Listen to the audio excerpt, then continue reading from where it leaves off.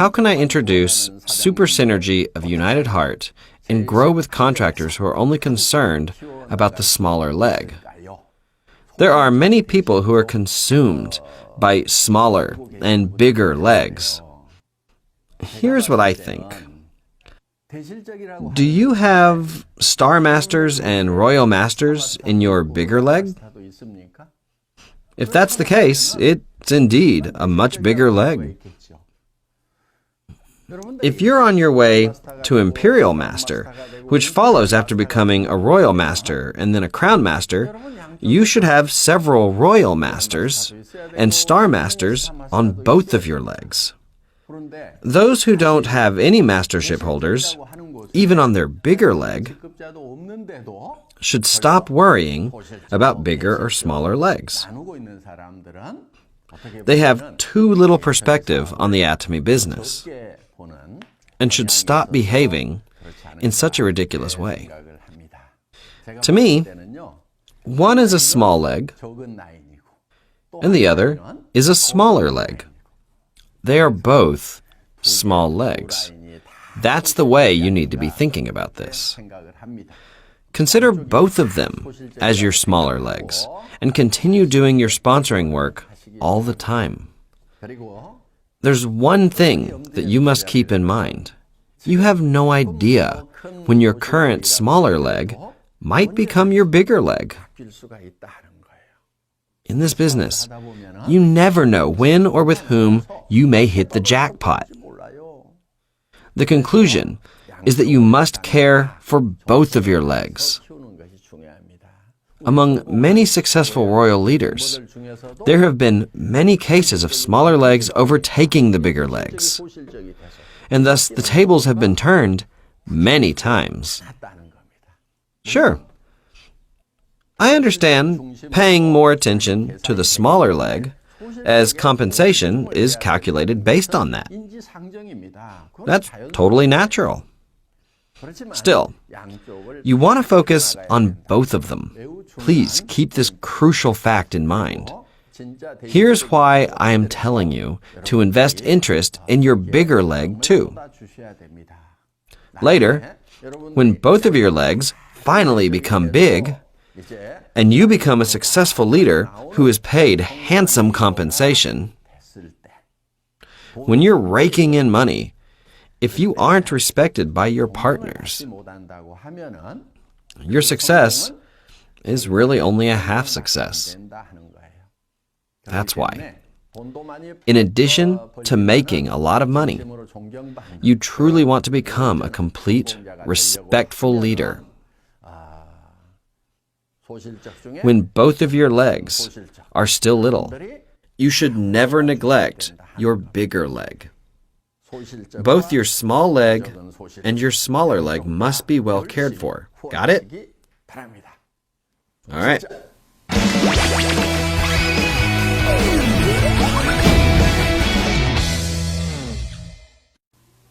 Next question. I hear quite often, I'll make you a line. I'll take care of one line for you. What is the right way of doing a binary business and maintaining your organization? Well, what a good question this one is. I think I'll have to draw on the chalkboard to give you a concrete explanation. The best way to expand your business. I believe that there's no such thing as a sure thing. I'll share with you what's been talked about frequently. It's something like this. I heard there's such a thing as a sponsor line. The sponsor line is also called the original line, which will be totally taken care of by the sponsor. Therefore, all you need to do is look after the B line, and the rest will naturally be taken care of. This person right here says the same thing to others. You just need to worry about one line. The rest is automatic. In that case, this person manages this line like this, and that person there nourishes the original line like this. This line here becomes another original line by this person, and that person there nurtures his original line and tells another to only worry about one line. At first glance, this really does sound like a great idea. That person over there goes on like this, and that person goes on like this, and this person goes on and on and on. And then this person succeeds, and this person succeeds, this person succeeds, this person succeeds, and then this person succeeds. Again, that person goes that direction, and with his original line, and he only worries about one line. This is what people think works. People hear that it's actually one-line marketing, which sounds a lot easier than doing binary marketing. It can be a very tempting proposition. This sounds so appealing that many people fall into that trap. This is why I will go over in detail what problems might be caused by doing it this way in the scope of Korea's network marketing history.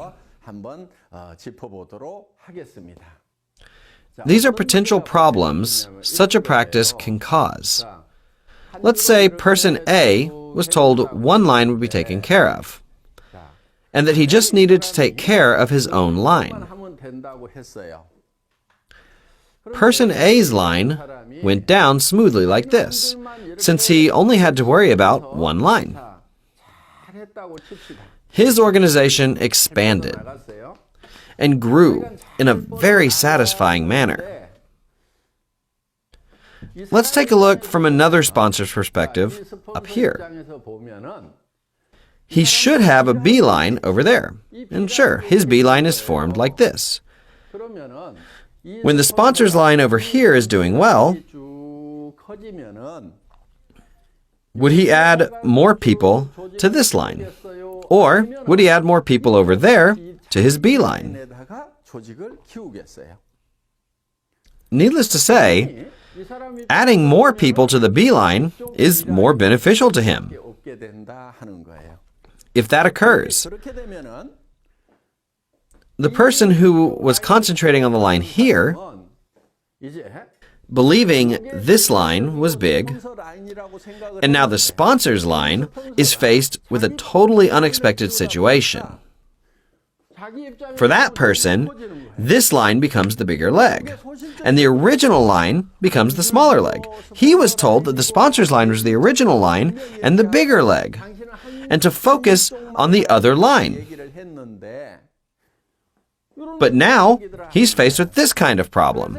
In the end, the other sponsor and person A wind up fighting and risk destruction of the entire thing. In some severe cases, okay, I'm going to stick to this line. If you don't keep your word, I will destroy you. They become spiteful, and the situation escalates to some very ugly destruction. They wind up in a mutually harmful situation. Actually, that case happened when this person's line grew well. This person's line grew well, but he was told that the original line would be guaranteed. Still, this kind of problem couldn't be avoided. Another problem that can occur in this situation is that the original line grows well while your line doesn't. Since your line doesn't expand, you're not making any money, which creates even worse problems. Another lesson. This is not a smart way to start out. Between this well-balanced group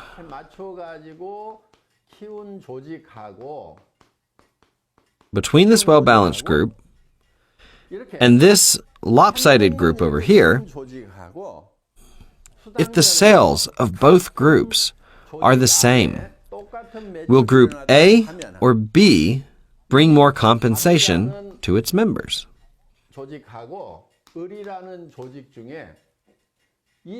Members of Group A or members of Group B? Naturally, the members of Group B. And I'll tell you why. This person gets no compensation here. No compensation for this person, this person. There are many people who collect no compensation here. In the meantime, this person is compensated and this person and so on. And there are a lot more people who get compensation. The total sum of members' compensation is greater in this group, so they can grow, prosper together, and energize each other in the long run. In the meantime, this organization will not be able to weather the times because the members cannot reap what they sow.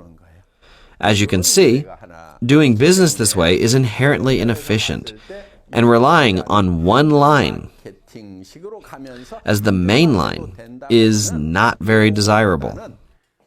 Rather, when a sponsor and a partner gather their hearts and efforts together to foster a balanced organization, things will go much more smoothly. Another noteworthy thing to remember in this case is that some people erroneously believe that they must fill up these empty spaces and link up the lines to make it look like a complete matrix. That's another common way to completely screw this up. In other words, you would frame your structure uniformly and number each spot, 1, 2, 3, 4, 5, 6, and 7. The sponsor would place newcomers in designated spots upon their entry order. This is another really dumb method of doing business. It's just really not that smart. Yeah, and it's bound for failure as well. You want to expand your organization in a balanced way. Like a tree, sprouting branches. You should let it grow in a natural way. Don't force yourself to fill every single line or try to make it into a perfect matrix. There's no need for that. None of these two methods are effective. As a part of developing your organization, you must have 2 lower masters on both of your legs. That's really the smartest way to go about this. For example, on your way to Diamond Master, you must have a Sales Master here and another Sales Master here. And like this, you must have 2 Sales Masters on each of your legs. In the case of rearing 2 Sales Masters here and 2 Sales Masters there, you can get in big trouble if one of them decides they're going to quit. This is why you want to set up a goal of fostering and nurturing as many mastership holders as you possibly can. Here is what you should really be doing. Find about 4 potential leaders strategically in each line of yours and devise a plan to succeed together and develop teamwork accordingly. The same goes for this line as well. When it is going down smoothly, you would meet someone here and you meet someone there that you'd love to form a successful team with. You will want to create a certain chemistry amongst yourselves so that you can share the same path and objectives. That doesn't mean that it's okay to neglect and dump these people over here. I don't mean that at all.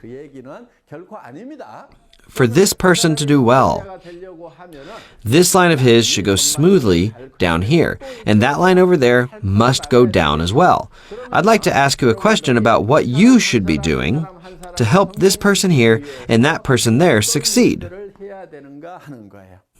You should be overseeing the entire network in a comprehensive way to make this go round.